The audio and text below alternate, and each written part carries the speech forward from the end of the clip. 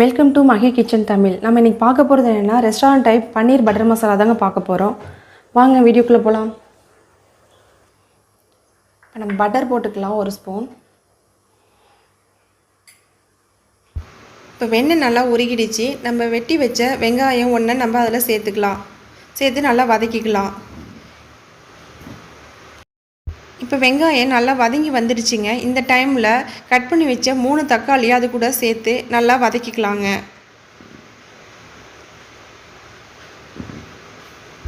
இந்த வெங்காயமும் தக்காளியும் வேகிறதுக்கான உப்பு சேர்த்து நல்லா வதக்கிக்கலாங்க.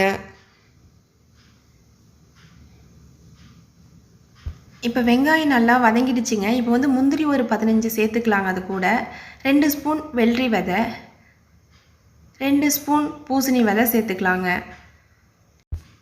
இப்போ எல்லாத்தையும் போட்டு ஒரு 5 மினிட்ஸ் நல்லா வதக்கிக்கலாங்க. இப்போ இது நல்லா வதங்கிடுச்சுங்க. இதை நம்ம அரைச்சி எடுத்துக்கலாங்க. மசாலாவை அரைச்சி எடுத்தாச்சுங்க. இப்போது ஸ்டவ் ஆன் பண்ணிக்கலாங்க. 1 ஸ்பூன் பட்டர் மெல்ட் ஆகிடுச்சு.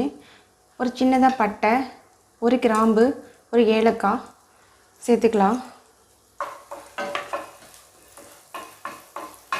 ஃப்ளேவருக்காக கஸ்தூரி மேத்தி கொஞ்சம் சேர்த்துக்கலாங்க.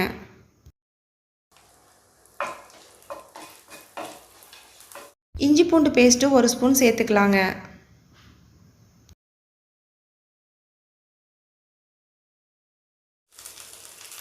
அரை ஸ்பூன் மிளகாத்தூள் போட்டுக்கலாம்.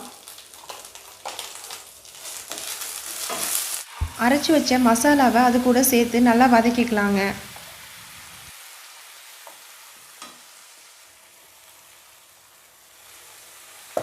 இதுக்கு ஒரு 400 ml தண்ணி அதில் சேர்த்துக்கலாங்க.